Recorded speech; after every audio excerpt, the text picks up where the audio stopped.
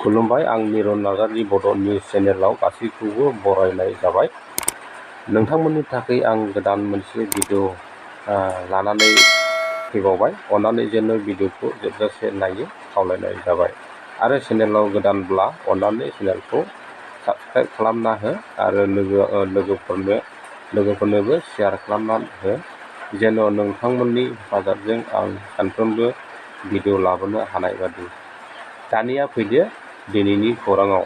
सेथि खौरां, दिनै 7 सेप्तेम्बर 2023 थामहिनबा बे दिनैनि दिनावनो मुंख्लं जानाय आरो मोनसे समनि मिरु आबसुनि आफादगिरि रुंसारि गारलाबाथा बसुमतारी बिथांनि 23थि थैनाय सानखौ क'क्राझार जिल्ला रामफलबिल दख'रा आबसु आरो नखरजों लोगोसे गासैनिबो जथाय हेफाजाबजों बे बोसोराव मुंख्लं सानखौ लेब-लेबै खुंफुङो होनना आथिखालनि आबसुनि गाहाय एबा प्रेसिडेन्ट दिपेन बर' बिथाङा सुलुंनि गेजेरजों फोरमायो। आरो दिपेन बर'आ बुंबावोदि दावहारु मुं होजानाय रुंसारि गारलाबाथा बसुमतारीनि हारिनि थाखाय मावलांनायखौ दानि जाखांबोनाय जोहोलावफोरनो मिथिहोनाय बायदि बायदि। आरो बिटिआर काउन्सिल सरकारनि हेफाजाब लानानै दावहारु गारलाबाथा बसुमतारीनि मुङाव मोजां मोनसे स्टेचु बा माबा मोनसे जायगा बानायनो थांखि लानायखौ नुनो मोन्दों।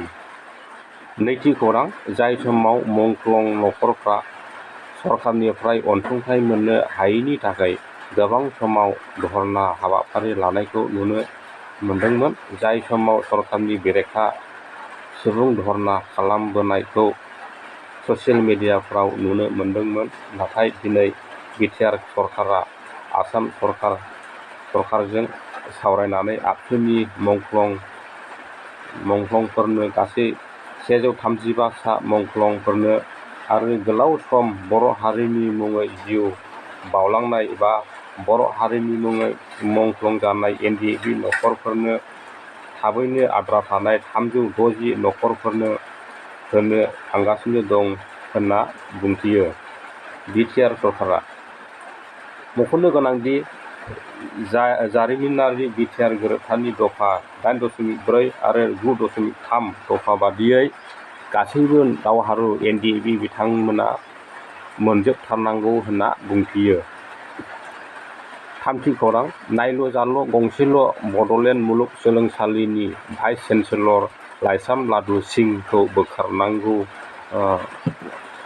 बोखारना गोदान भाइस चेन्सेलर थिसनफिननांगौनि दाबिजों मैया बाक्सा जिल्लानि आबसुआ आनन्द बाजार कलेज फिल्डआव 1 घन्टा धर्ना हाबाफारि लानायखौ नुनो मोननाय जादों।